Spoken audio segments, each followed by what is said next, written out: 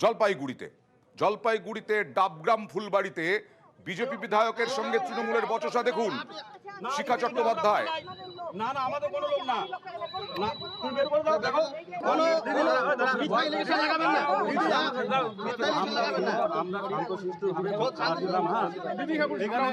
BJP বিধায়কের সঙ্গে তৃণমূলের বচসার কারণ জানবো। প্রতিনিধি বিশ্বজিৎ আছে আমার সঙ্গে। বচসার কারণ কি?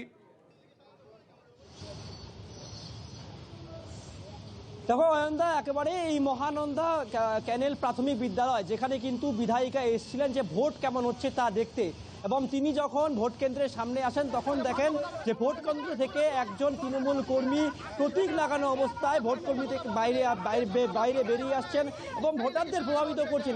এই ধরনের অভিযোগ করছেন বিধায়িকা। বিজেপি বিধায়িকার অভিযোগের পর তীব্র ক্ষিপ্ত হয়ে ওঠে তৃণমূল কর্মীরা।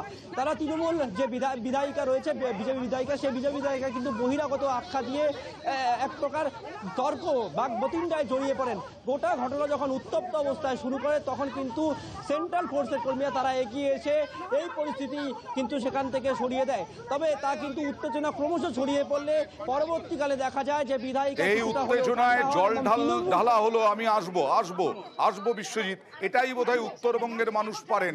এত বচসা হলো, তারপরে আবার তৃণমূলের বুথ থেকে, তৃণমূলের ক্যাম্প থেকে শিখা চট্টোপাধ্যায়কে ঠান্ডা জল খাওয়ানো হলো। আমরা শান্তিভাবে ভোট চাই, কোনো অসুবিধা নেই। আরে কি ইলেকশনটা গা এখন খেলে না না একটু খান না আরে দাদা ক্যামেরাটা দাদা, কোনো অসুবিধা নেই। আমরা শান্তিভাবে ভোট চাই, কোনো অসুবিধা নেই। ভোটে অনেক কিছুই ঘটে, কিন্তু উত্তরবঙ্গ একেবারে আলাদাই থাকে। তাদের মধ্যে হয়তো হতে পারে সামান্য কিছু বচসা, কিন্তু তারপরে সেখানে আন্তরিকতা এবং তার সঙ্গে শান্তি স্বস্তি।